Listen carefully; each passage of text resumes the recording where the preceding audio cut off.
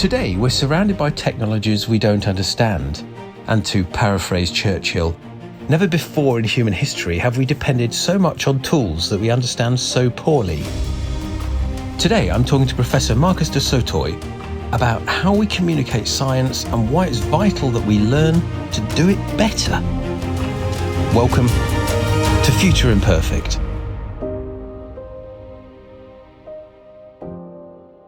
My name's Marcus de Sautoy. I'm a professor of mathematics at the University of Oxford, and I'm also the Simonyi Professor for the Public Understanding of Science at Oxford, a post I took over from Richard Dawkins, the first holder of this chair. So I do mathematical research, but I also spend a lot of time trying to communicate the ideas of mathematics to the general public. And one of the ways I do that is writing books. So I've just got a new book out called Thinking Better, The Art of the Shortcut, sort of celebrating my subject of mathematics as kind of a fantastic suite of shortcuts that we've come up with over the kind of last 5,000 years to help us to kind of solve the problems we're faced with. Fantastic. Well, thank you very much for that. It was interesting because Richard Dawkins was my tutor when I did zoology at Oxford. I think we overlapped, in fact, because I did do a little Googling of you and saw that we were in Oxford around the same time. So interesting. Yes, in the 80s. Was it the early 80s when we were undergraduates? Right. I was a Wadhamite. It was Thatcher years, miners' strike, a very militant kind of socialist student body at Wadham. Yeah, I'm not sure how I was at St John's, and I'm not sure how militant St John's was. We had a very cheap bar, if I remember. I don't think you were on the militant end of the politics at St John's, frankly. No, exactly. So science communication is ever more important, I think, in our world of quick, convenient nuggets of misinformation in a lot of cases. And so how do you start to approach that? Because science in general is very complex. People could spend their whole lives studying an ever smaller piece of science. And Tom Kemp, don't know whether he's still at Oxford, but he taught me zoology. And he said the trouble with the things that I do is that you know more and more about less and less until you know absolutely everything about absolutely nothing, which I thought was kind of an interesting thing to say. And he studied the jawbones of mammal-like reptiles. And I just think that's awesomely detailed and minuscule piece of really important information.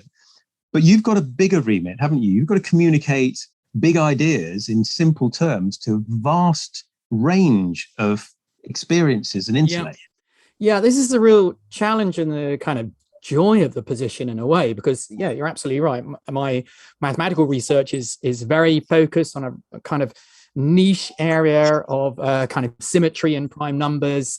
Yet, as a communicator, I'm being phoned up and being asked about a whole range of sciences. I mean, it's such a grand title. People kind of expect me to know the whole of science. And I do have my limitations in kind of biology and zoology. I mean, that's an incredibly messy subject. I mean, it's kind of why I went to mathematics, because, there's a kind of simplicity about mathematics, I think.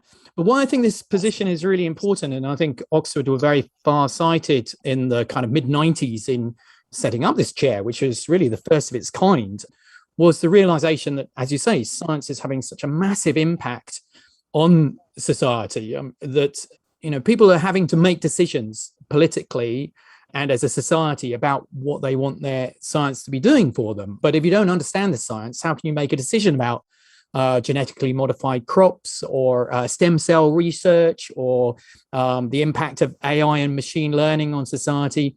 So I think Oxford are very far-sighted in saying, okay, we need an ambassador. Basically, this world of science is like some huge, great superpower, which is having a massive impact on the future of the planet.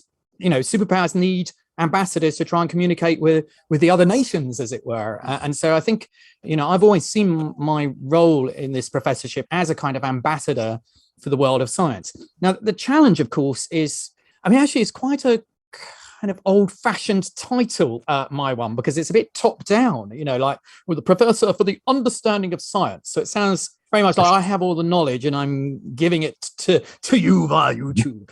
So I think today, actually, the professorship would have been called something different to actually emphasize the role of a dialogue, science and society. And the other professorships you've seen appear sort of around the country have that kind of name to it. You can't really have a debate and a dialogue unless you kind of really understand the science. And so I think there is a role really for giving people the tools to be able to then argue about what they want their position to be on particular scientific issues. And as you say, the challenge is this is a very complex world, science. I mean, look at my own subject of mathematics. It's really about learning this new language to be able to articulate ideas. And if you don't have that language, then it's very hard to kind of understand all the subtleties. So some ways I think my job is a little bit like knowing what not to say. Right. So that's really, I could just roll on about all the complexities and details of a particular subject. But I think what I found is that when I'm trying to communicate these ideas, it's about throwing away everything which isn't important. And it's interesting because that actually relates to, in this book, I've talked about different shortcuts. And one of the really powerful shortcuts that I talk about is the idea of getting a good diagram. And a good diagram is one that very often just throws away extraneous information that's just going to clutter your view and just pulling out the essential. So, for example, I talk a little bit about the diagram in Nature for the structure of DNA. Beautiful little spiral, the double helix. Now, when Crick and Watson first started trying to draw this, they added too many complex bits to it, trying to articulate all the extra stuff they knew about. And eventually, Crick showed this diagram that they were cooking up to his wife, Odile, who was an artist. And she understood, well, what's the major discovery here? It's about the fact that you've got these two helixes which can pull apart. So that's what you want to show in your diagram. And it's in fact Odile who did the diagram for the Nature paper that Crick and Watson announced the discovery of the structure of DNA. And so that's a nice example of how you just want to get what's the essence of what I want to try and communicate. And I tell you, I found that it's made me a better scientist quite often by having that challenge of trying to communicate complex ideas and understand what is the essential thing that's going on here. Because often my mind gets cluttered with all the detail. So I found the challenge of actually trying to communicate complex ideas to a public which perhaps doesn't have sophisticated background or language really helpful for me to understand the science as well. Well, one of the interesting things I've occasionally tried to do, I'm having a conversation with somebody who's perhaps not particularly well versed in a subject, let's say. It might be science, it might be biology, or it might be medieval history or something like that. And the weird phenomenon I find is they don't know how much they don't know.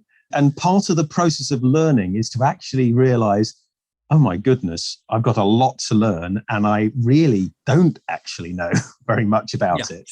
And that's almost the beginning of enlightenment, the realization that you actually don't know anything. And that, I think, is sometimes quite difficult for people's egos to accept. The term ignorance brings with it all sorts of pejoratives. If you call somebody ignorant, they take it offensively. And I understand why, because that word does have connotations of that. But maths, for me, I know there is such a vast amount of mathematics that I am ignorant of. Yeah. And I would have to sort of learn layers of it, because when you get to your level of maths, you're using shorthand to communicate ideas, because you can't go right back to basics all the time. Yet your professorship, you have to almost reverse that entirely. That must be quite a switch for you sometimes.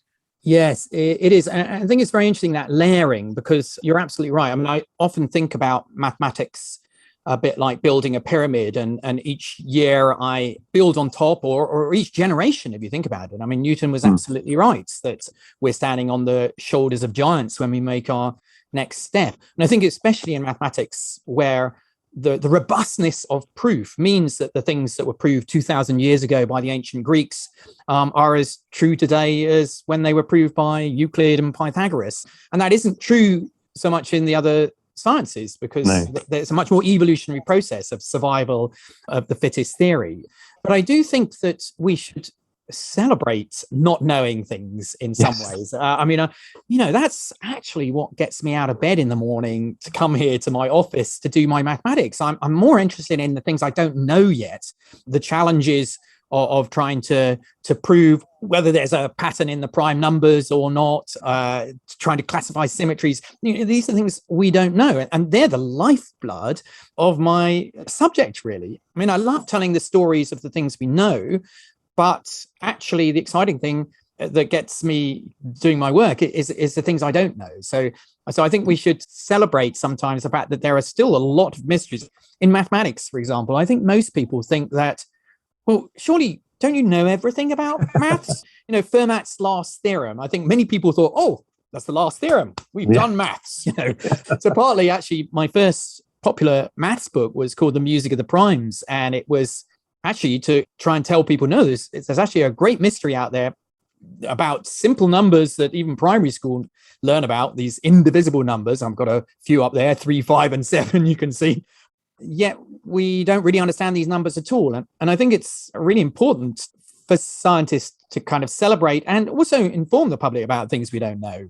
I think that's really important in the sense of trying to cope with our current pandemic situation, that there are a lot of unknowns in there, and there are some knowns, and the more data we get, the more knowns we have. But we need to sort of educate the public that science isn't about complete knowledge. It's very often about very incomplete knowledge and understanding what is possible within that kind of domain of incomplete knowledge. Yes, well, it's absolutely fascinating because the concept of discovery, literally physical exploring, is about going to new places that theoretically nobody's seen. Often it was well known by the local population, but not necessarily known by the explorers' population. And space travel, and is about going to places we've never been before. And I think of knowledge as that way. I think it would be an awful world if we ever got to the stage of actually knowing everything. I don't think you can ever conceive of that. I think that's an infinity. It isn't possible. There is always going to be something to know. But that in itself is an interesting idea. What are the limits of knowledge? Are there kind of limits to computational power? I think there are theoretical, because it's to do with energy as well. But yes, does that limit theoretical knowledge then? It's so interesting. You're almost plugging 2 books ago, because I wrote a book called What We Cannot Know, which I thought was kind of interesting exploration about whether science can reflect on itself and understand the things that it will never know. I mean, I agree there are certain issues of computational complexity or what our human brains can actually navigate. There are obviously limits to that. But I was almost interested in problems that even if you had infinite computational power, still the challenge would be outside of your ability to know. And actually, you already mentioned one of the things which causes an unknown, which is infinity. So you talked about exploration of our universe. Well, there's a really big question out there, which is our universe infinite or is it finite? And if it's infinite, that is likely to be something we would never be able to know, because we already have a kind of limitation on what we can see of the universe, given that light travels at a finite speed, information travels at a finite speed. The universe has been going for 13.8 billion years. That actually creates a bubble around us called the cosmic horizon, beyond which we cannot get any information. So if the universe is infinite beyond there, well, we're only ever going to have information about a finite piece of it. And okay, that should be growing over time because more and more information comes in. But because the expansion of the universe is accelerating, it's actually pushing things over the horizon faster than the information coming in. So we're actually losing information?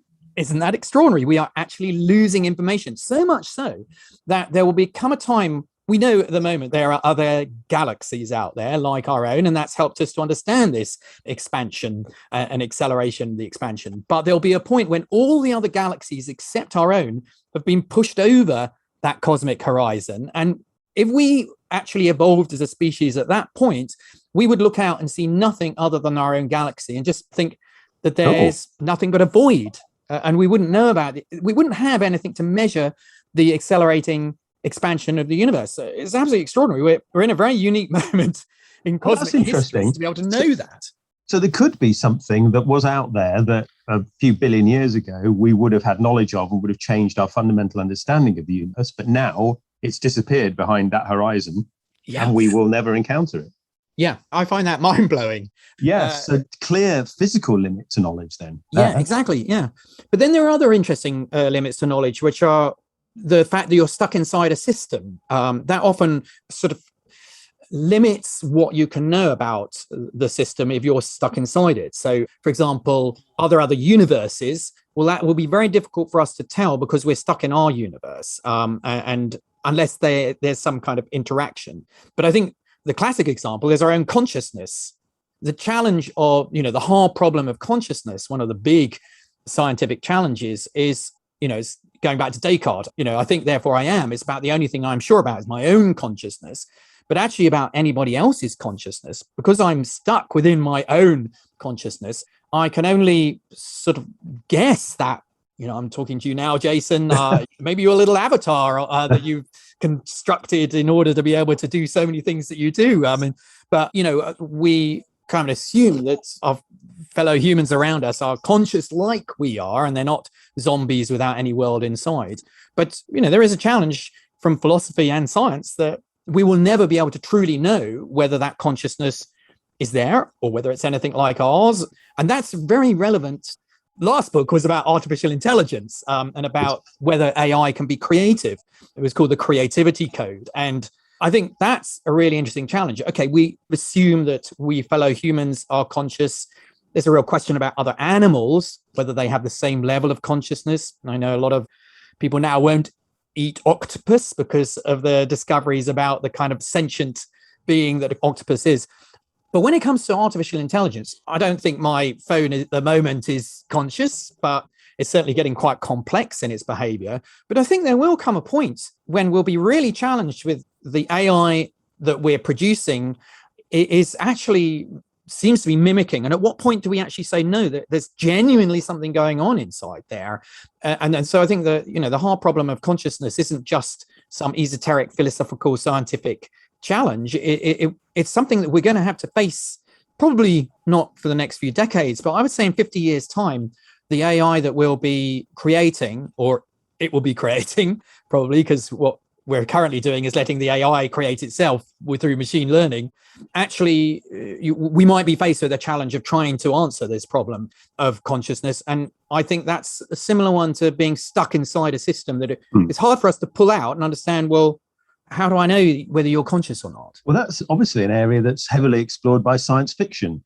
So the creativity, we talked a little about artists sort of simplifying or kind of focusing down on. And it's fascinating that science fiction, another one of my areas of passion, has frequently explored in lots of different ways the concept of autonomy of AI, of robots having their own rights, and whether we will recognize them or whether we will treat them like, subhumans. And that obviously reflects on our own society in all sorts of different ways. And it's going to be fascinating. But I think one of the challenges is communicating to an audience that may not be very comfortable with anything other than absolutes. And this is where some systems of thought, I'm thinking kind of religions in particular, often give information. This is what it is. This is the answer.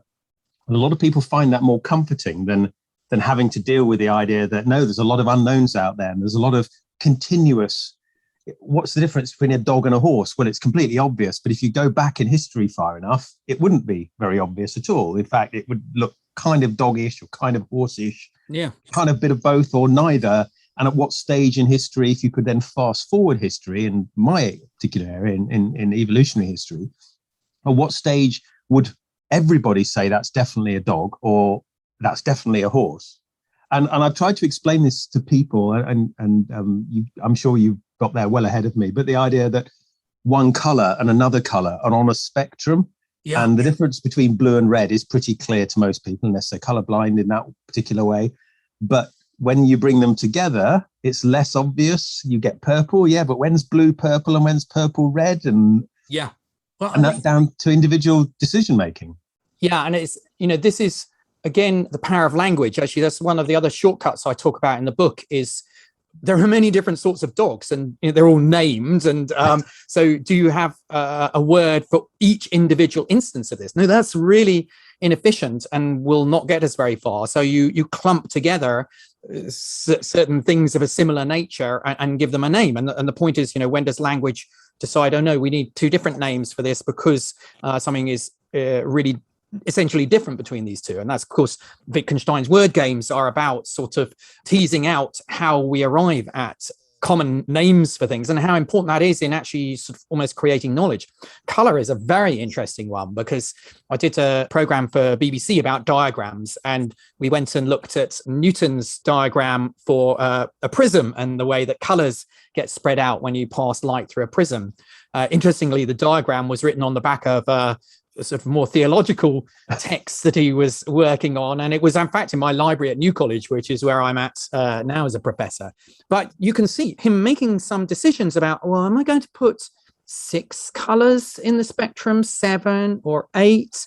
And he settles for 7. And I think, they're very interesting. Why did he go for 7? Because, there are a few violet and mauve and things like this, all a little bit less clear. And he went for 7 for kind of quite reasons which aren't scientific in a way. I mean, 7 was always a significant number culturally.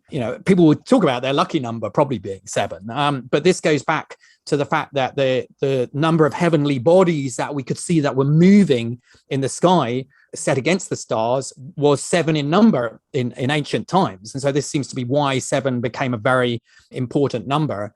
Again, you see, why do we have 7 days in the week? That's also kind of curious. Okay, it's clear that 28 is coming from a moon cycle. So maybe you're dividing it up into 4 quarters of the moon and you get the 7 out that way. But others have suggested, no, it's again sort of associated with these planets. So 7 is kind of, for colors, Newton felt, no, 7 is right because of this sort of ancient belief in the significance of 7. The other thing that he also noticed was we have 7 notes in the scale, musical scale, when you go up, and when you hit the 8th note, you hit the octave. So he, in fact, put initially his spectrum in a circle. So he had this sense that the colors would come round and begin again, and put musical notes next to them. So, and it's not every culture that has 7 names for the colors. So the interesting thing is, how much does that decision about naming determine what you see, and how much is what you're able to see? We sort of say, well, I think I've moved from one thing to another there, and I want to call this a different name. And I think very often I talk about coming up with new language, a bit like going from black and white to color, that suddenly you've seen the world in black and white, but you see a new level of interest, complexity there, and you need to name it. And suddenly your world becomes a world of color because of seeing the difference between certain things. But it's also a challenge for science communicators and knowledge communicators to talk about this sort of continuous variation of things. I've had conversations, what's the difference between, we used to term dog and a horse. You could examine any 2 pairs of objects and say, this is clearly X and this is clearly Y. Now, what do they have shared? What are their shared properties? And why do we define that as a rock and that as a leaf? Well, they're all made up of molecules, and probably very similar molecules sometimes. And so why do we then define that? And human beings, it appears, and again, correct me if I'm wrong, because this is a long time ago I was studying this, like patterns, and we're very good at recognizing patterns. And we often over-recognize patterns. And I think this is a problem with the brain. It's almost like an error in our software. And we'll often see faces in flock wallpaper, or, deities in the passing of birds overhead and stuff. And this might be a consequence of our evolutionary history. So knowledge itself is sort of partly sort of meshed with the way we've had to grow up as creatures. Well, I think you're absolutely right. I mean, I actually, if I want to define for somebody what a mathematician is, I very often say we're pattern searchers. It's the science of patterns. And that's what we're trying to pick up in this kind of random noise around us. Is there some underlying pattern? That's why I say we've all evolved to be kind of mathematicians, we just don't realize it, because absolutely, as you say, I think those members of our species which survived were those that did suddenly see a face in the kind of mess of the green and the undergrowth, because it's better to be wrong about, okay, that did happen to be just some leaves that look like a face. But if I ignore that, then, this tiger might leap out and I'm eaten. So I think the brain that was very sensitive to pattern was the one that actually survived, because even when it sees a pattern and it's wrong, that isn't going to hurt it. So I do think that pattern, it gave our species an extraordinary power. And I think that relates actually to something very important, because I think patterns, if you read patterns, if you spotted a pattern and read it into the future, say a sequence of numbers, and then you sort of see, I see what's going to happen next, that allows you actually to make some predictions about the future. So I think why mathematics has been so powerful as a tool for humanity is that it's given us the ability to make predictions because of spotting these patterns. And yeah, you're right. Sometimes we overdo it and spot patterns when they aren't there. But most of the time, the positive effect of spotting that pattern outweighs the few times when we kind of think there's a pattern and it isn't there. So I think the power of looking for patterns, which again is actually one of the first shortcuts I talk about in this book, Thinking Better, that it means that you don't have to wait for something to happen. You can actually make a prediction of what's going to happen. That gives you an incredible power to kind of read into the future. So, for example, even something like the Egyptians started to spot patterns in the way the Nile would flood. Now, that meant that once they saw those patterns starting to happen again, they would know the moment when actually, right, we mustn't plant our crops because they're just going to get lost in this next flood. So that gives you an extraordinary power. The other thing which I think is really interesting from what you said right at the beginning is, very often you see different things, and in fact, they're kind of examples of the same thing, although they look very different. That, again, is an extremely mathematical way of looking at the world, because quite often what we understand is that, say, you might be able to write down an equation, and that equation might be describing the trajectory of a ball through the air, or it might be describing how prices vary according to different market conditions. And it could often be the same equation, quadratic equation, for example, which is explaining all of these different things. So again, here's your shortcut. If you abstract and understand this kind of underlying language of algebra, for example, which is the great breakthroughs that the Arab world made during the sort of 10th century, this gives you an extremely powerful tool not to have to keep on reinventing the wheel every time it comes along. So again, it's a little bit like the diagram, that you realize actually all of these particular cases are unimportant. There's something underlying all of them, which is the same. I only have to do the work once, and then each time I apply it to whatever setting it fits to. So you're basically talking about fitting a pattern, an overlying pattern like an S-shaped graph or a parabola to different phenomena, because it's pretty clear. I mean, we're in the middle of a pandemic right now, and so we're looking at the sort of the waveform for the growth in the rate of people with COVID. Yeah, you can project it because you can see where that line is probably going to go, and it's probably not going to zigzag dramatically, except at a micro level. Overall, It's probably going to follow a sort of smooth curve in one direction or another, hopefully going downwards soon. So in a way, pattern recognition, as you say, allows us to fortune tell. We can literally say what's going to happen in 3 days' time with a certain amount of confidence. And I suppose the first wise people that recognized that the moon was going to be full at a certain time, or half at a certain time, or the seasons were turning, because a lot of early cultures is very much focused on the natural seasonal turning and storing grain when you can, because there's a fair chance that last year we got really hungry because we didn't store enough. This year we'll probably get hungry if we don't store enough. Let's store some more. And those cultures were then more successful as a result of real fortune telling, if you like, but it's using data to tell the future, not the entrails of ducks or something. Yes, I think you're absolutely right. And I think if you go to Lascaux and look at the caves there, you see sort of, the wonderful pictures of the animals running across fields and hunters and things. But actually, it's believed that down there's a training manual for the people who would come down and examine the walls, because there's a kind of sequence of dots, very mysterious. And it's not quite clear what these dots are, but One interpretation is that they're quarters of the moon, and you see a kind of sequence of dots which looks like the Pleiades. And there's a moment in the year when the Pleiades is at a particular point in the sky, and they believe this is the beginning of this calendar. And then the 13 dots, if you count them along, that gets you to a point. There's a big deer with antlers, and it's at that point in the year when they're rutting and they're very vulnerable to being hunted. And then there's a later part of the diagram with these dots, which indicates perhaps half a year later when they're pregnant and again very vulnerable to being hunted. So, somebody spotted this pattern and encoded it in these dots corresponding to the quarters of the moon, the moment when the Pleiades, a point in the year, being able to count that.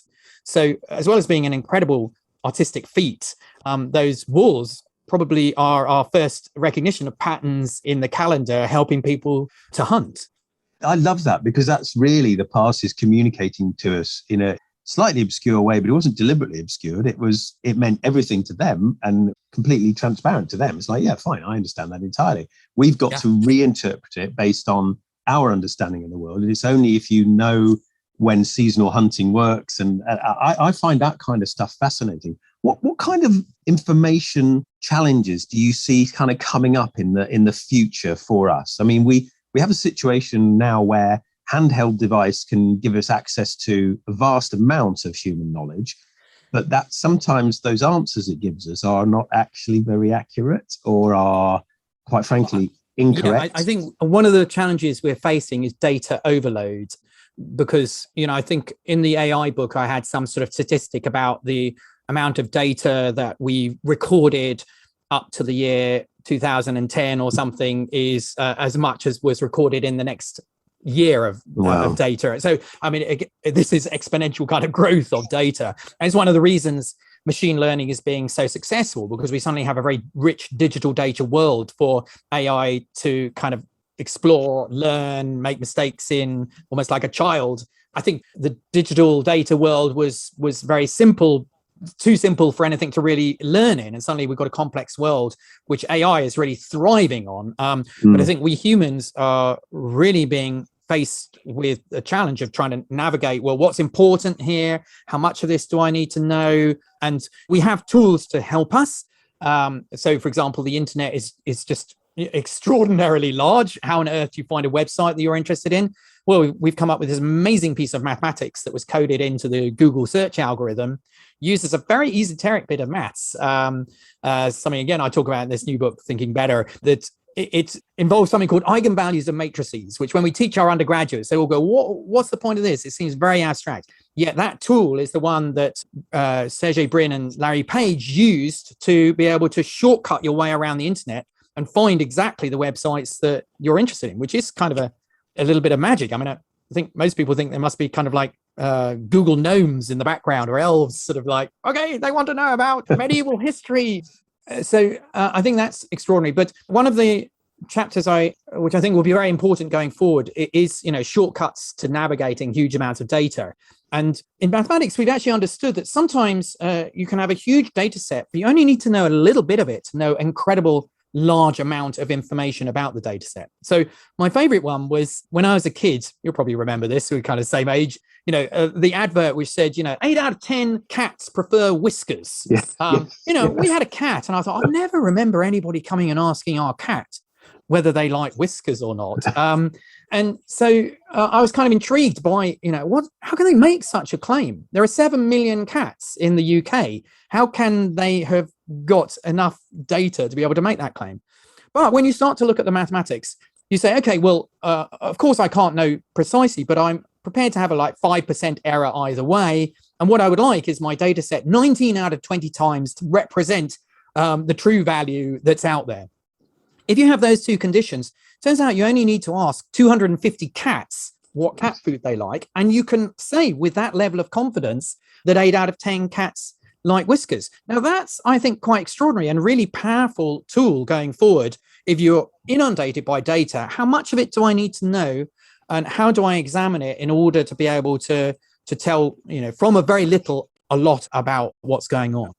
So statistics, though, can be horribly manipulated by people. Yeah. And I think scientific literacy, or just even when somebody shows a graph of data, checking which way round the indices are, because I have seen things flipped to make the graph look like it goes up, and in fact it catastrophically goes downwards. And you think that must have been done deliberately, because there are traditional ways of doing it. You've got the sort of zero in the bottom left corner, and everybody assumes that's the case unless you look, and then you suddenly look. And if they're labeled, I guess they're not directly lying, because they've given you the information if you can be bothered to look. And therein lies the way we really probably ought to educate our children in how to navigate data as well, and how to navigate knowledge, and how to not necessarily be cynical, because cynicism can get you nowhere sometimes. You can be over cynical about it, but not necessarily 100%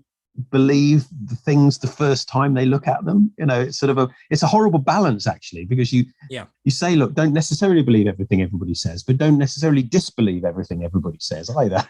It's interesting because I kind of encourage this in my PhD students to try and develop a character of sort of good cop, bad cop in the way that you approach the world. So absolutely, you need to be reasonably open to new ideas and kind of have your own kind of ideas challenged. Yet you also need to have the bad cop, which is questioning everything. And you don't want too much of one or the other, because then the balance goes. I mean, I very often find that when I collaborate with other mathematicians, that I look for somebody who perhaps we play that role. So one of us is very kind of over enthusiastic about the ideas that we think will work, and the other one plays that kind of critical role, saying, no, but haven't you tested this? What about that? So I think that's really important. But again, you've really hit on an important thing going forward, which is our kind of mathematical and data literacy, being able to navigate what is increasingly a very numerical world, to be able to know when somebody's pulling one over on us, and when that graph, actually you've manipulated me because you put exactly as you said, that it may be accurate, but you may not have started one of the axes at zero. That's a classic one where big differences suddenly appear. But if you actually readjust the thing, a bar chart, and put zero back down again, you suddenly realize this thing, which is a really big difference, is very very narrow. So, and I talk about that in the diagrams chapter of Thinking Better, that diagrams are great, but you have to be very careful, because sometimes they can throw away really important information that you want to keep. So that having that ability to kind of read the world. And I think, one of the things going forward is, citizens need to have an ability to assess risk. We do it all the time. We're going to have to make a call on whether we do something or not. And very often that depends on sort of understanding the kind of numbers involved. But humans, we haven't evolved to be able to navigate large numbers very well. So, we understand the idea of sort of 1 to 100, but 1,000, 10,000, 100,000, a million, a billion. If I say there's a 1 in a million chance that this person in the dock, his DNA matches the DNA found at the murder scene. So a jury would go, wow, 1 in a million, certain that he is guilty. Okay, there are 10 million people in London. So that means that 10 people in London have DNA which will match the DNA at the murder scene. So now you've got one of them, but there are another 9 people that you could have convicted, and that just really isn't enough. But because a million just sounds like an immense amount, it almost sounds like infinite and therefore certain. So trying to develop people's ability to navigate large numbers. And again, one of the really powerful tools that we developed to kind of shortcut these large numbers is the idea of a logarithmic scale. So, if you measured earthquakes in their absolute magnitude of power, it'd just be a really unhelpful set of numbers that wouldn't really give you any sense of the relative scale of things. But by taking the logarithm, suddenly it crushes these big numbers down into numbers from basically 1 to 10. And we have a much better language to be able to say, it was 8.8 on the Richter scale or something like that. That filter is a really powerful way to just help us tell what's going on. But the trouble is, you then have to understand that 1 notch on the logarithmic scale is 10 in the non-logarithmic scale, in an ordinary number scale. And so something that's 2 notches up is 100 times bigger. And so you've always got to have the ability to understand that and interpret the logarithmic numbers. And my maths, I got to the stage where I think I understand logarithmic numbers a bit, but I'm not totally confident with them. And I imagine for many, many people, it does their head in. Well, look, we've chatted for a long, long time. I'm sure we could do this for a lot longer because I think we share quite a lot of similar thoughts and possibly similar fears about data literacy and scientific literacy and what it means and what it doesn't mean. Maybe we can do this again, but for now, was there anything you wanted to sort of leave our listeners with as a sort of last thought? Well, I think one of the other things we share is the importance of history. And I think one of the best ways, in some sense, to understand mathematics, which I think very often gets missed at school, is to understand its kind of historical trajectory and the moments when we made breakthroughs about coming up with logarithms or the concept of zero.